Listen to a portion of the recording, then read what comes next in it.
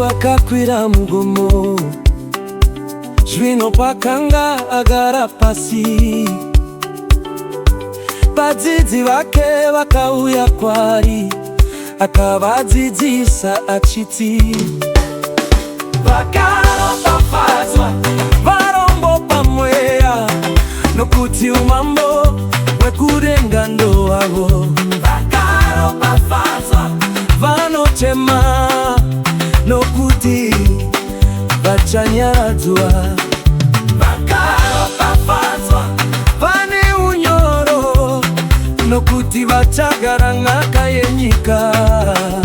Vakaropafadzwa vane nzara nenyota yekururanira, nokuti vachagutswa. Vakaropafadzwa vane mwoyo yakachena, nokuti ivo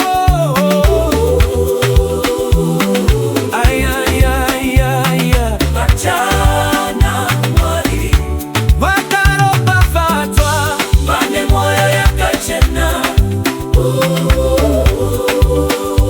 nokuti ivo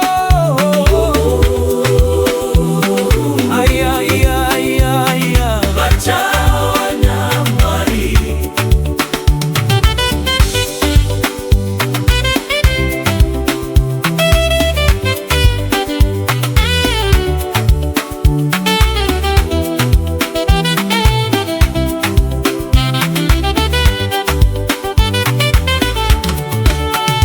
Vakaropafadzwa vanoita rugare, nokuti vachanzi vana vaMwari.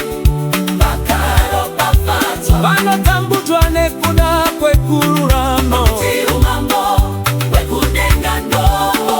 Vakaropafadzwa kana vanhu vachikutukai nokukusekai, uye vachitaura zvakaipa zvose pamusoro penyu nenhema, nekuda kwaJesu. Farai uye mufarisise, nokuti mubayiro